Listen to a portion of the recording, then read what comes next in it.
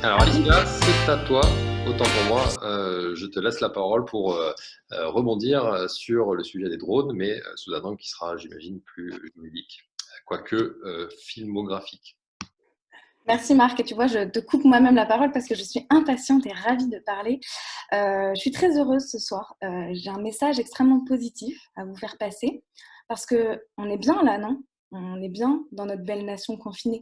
On a des masques, du personnel de santé qui travaille dans de bonnes conditions, on n'a pas de travailleurs précaires.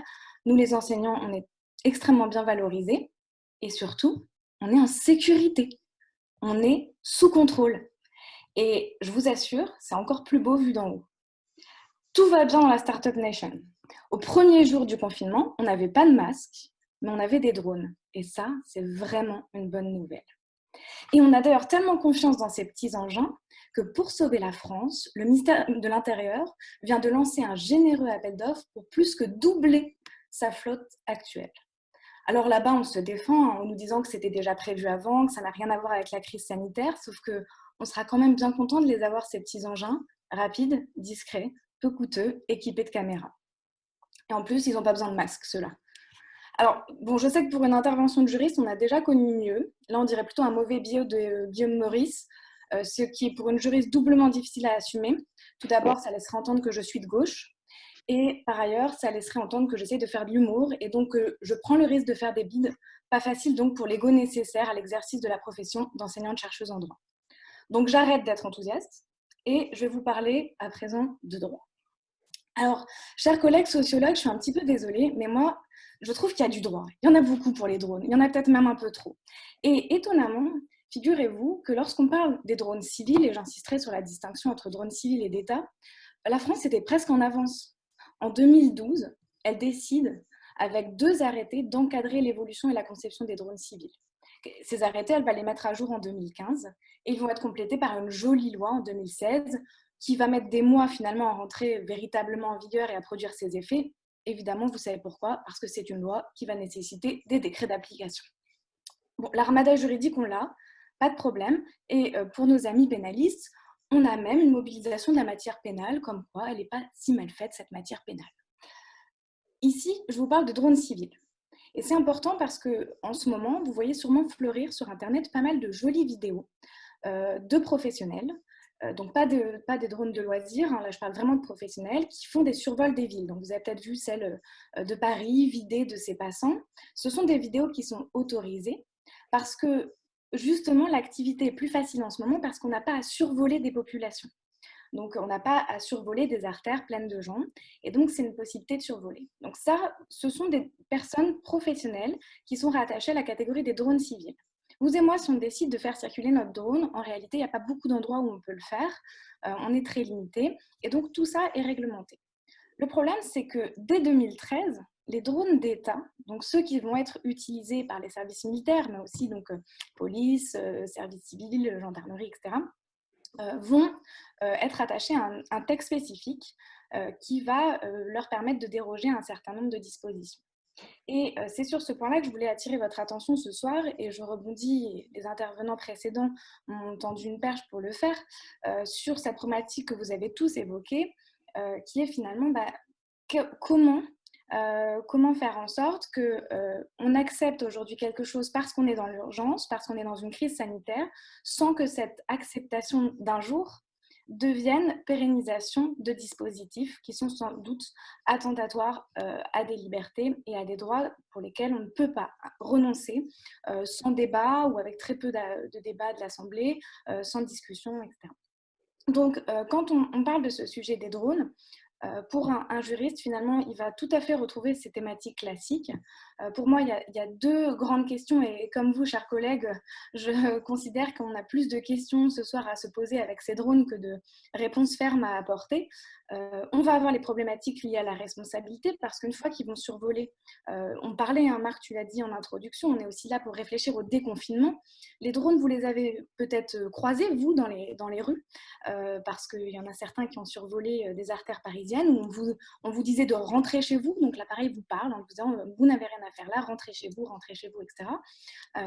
Et donc, ces appareils, vous les avez peut-être croisés si vous avez violé le confinement ou juste si vous aviez faim et besoin de faire vos courses.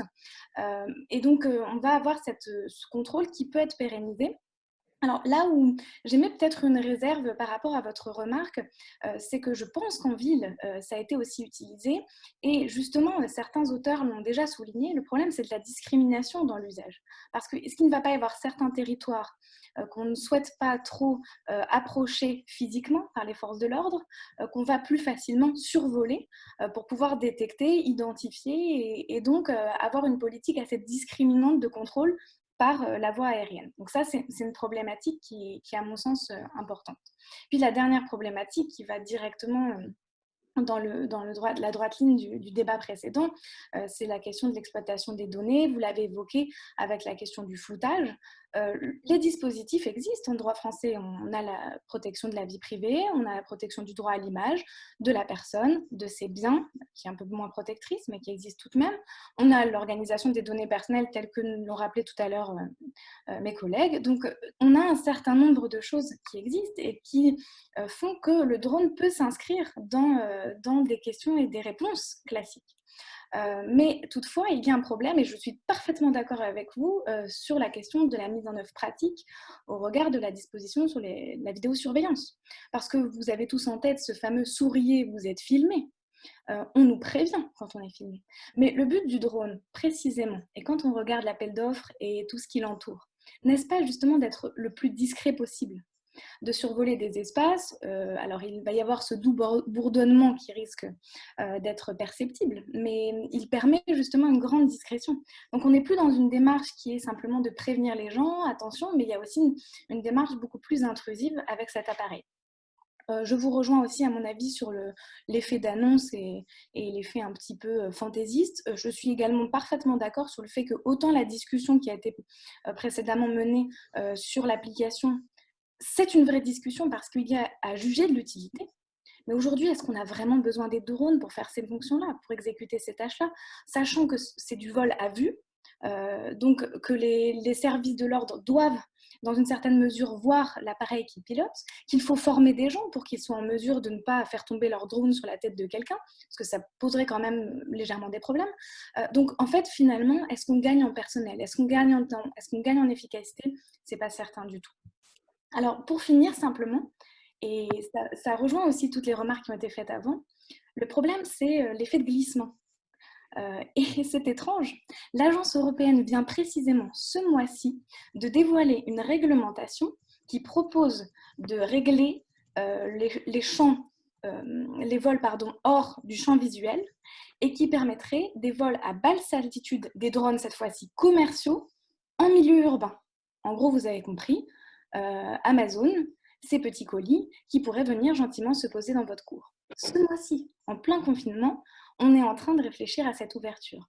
Donc si d'un côté, aujourd'hui, on se dit « Ah, ça peut être un outil intéressant dans une politique sanitaire », en quoi demain, on arrivera à interdire cette circulation?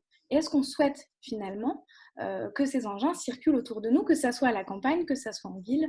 Voilà, donc c'était aussi une dernière question qui se pose. Finalement, est-ce qu'on a le choix entre un vol au-dessus de nos libertés ou un vol de nos libertés? On verra bien demain. Chapeau.